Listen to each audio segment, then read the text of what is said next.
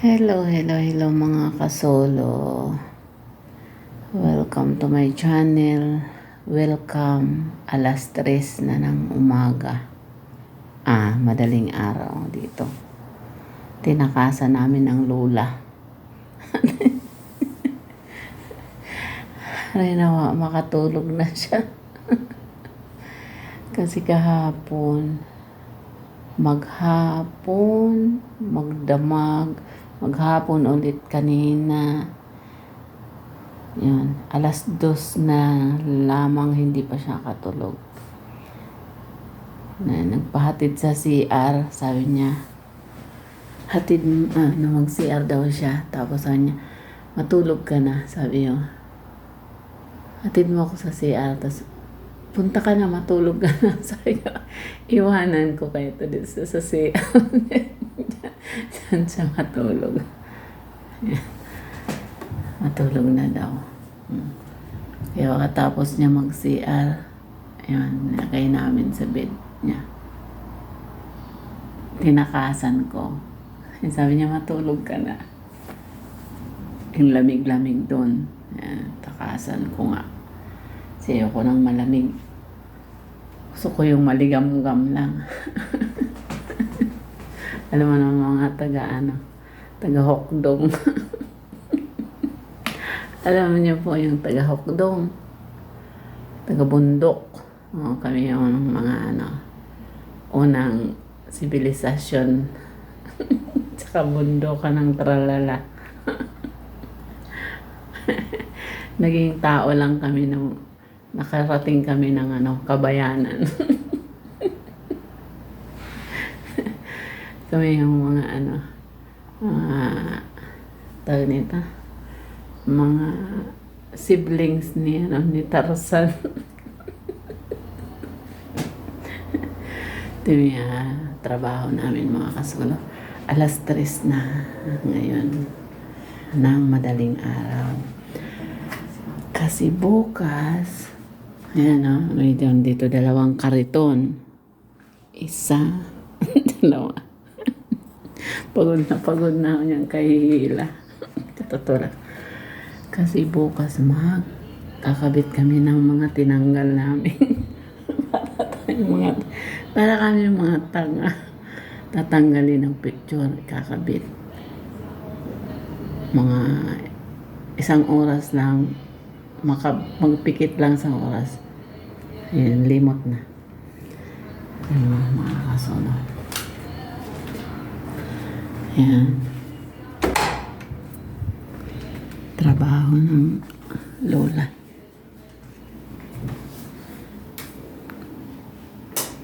Diba yan? Trabaho ng matanda. Ilan lahat yan? Yan, lahat mga gamit niya, pinaralagay na dyan. Kasi bibiyahin na siya. Yan, mga picture. Yan. Ito, puno to. Puno ng picture ito, mga kasolo.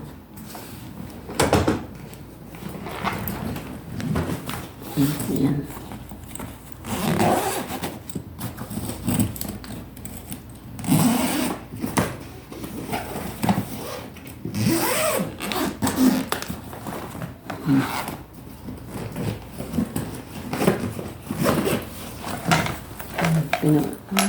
Nilak pa rin. Talagang bibiyahe mga picture. Mga picture yan mga kasolo. Pinatanggal niya. Yan mga picture pinatanggal. Yan. Ay dadalhin daw niya yan. Ito niya yan. Trabaho namin. Pag hindi siya nakakatulong.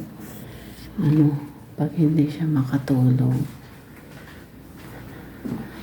Sinusumpong ng demensya. Yun.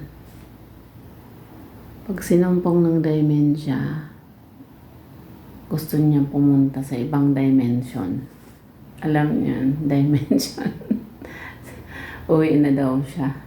Pag tinanong mo, saan ka uuwi? Hindi ko alam, basta uuwi na ako. Hindi daw niya alam, basta uuwi na siya. Hindi ka titigilan hanggat di mo yan malikom. Yan, mga damit niya, pinalagay na yan dyan. Mga picture, pinataranggal. Ngayon, pinagalitan ng anak, bunso. Pinagalitan siya kanina.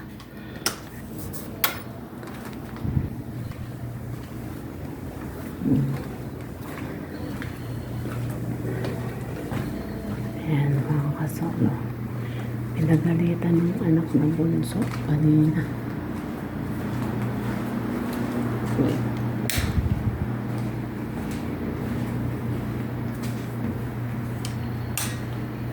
Yan. Nakita ng anak na bunso, wala na mga picture dyan. Kaya pinataranggal yung mga picture, lahat na dyan. Mga picture dyan, pinataranggal niya. Yan. Pinagalitan siya kasi dito siya nakahiga.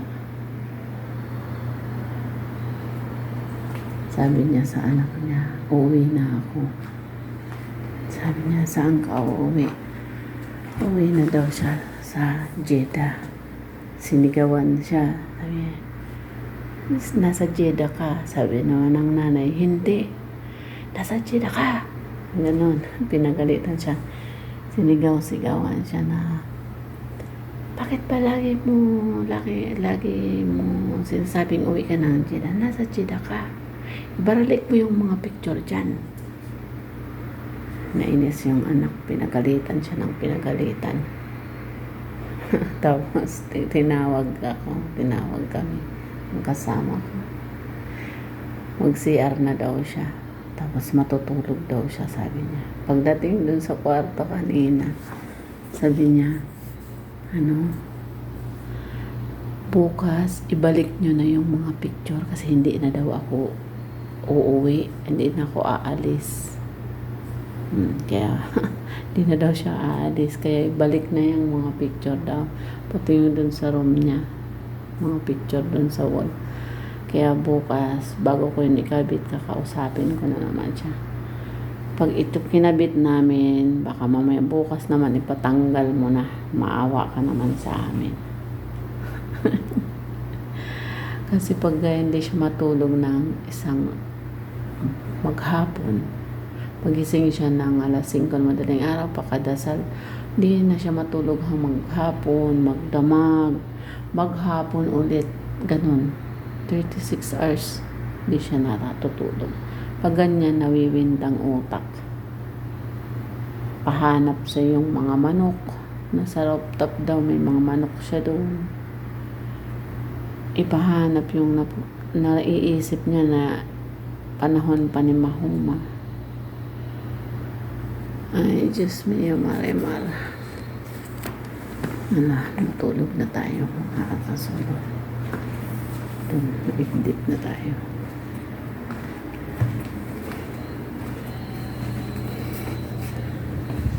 At ayoko doon sa kwarto niya. Sobrang lamig. Kaya lilipat ako doon sa tinutulugan naming harapan na kwarto. Yala, good night everyone. Good morning na pala. Alas 3 na madaling araw dito. Pagpalain ng lahat. Maraming salamat. Yalla, masalam.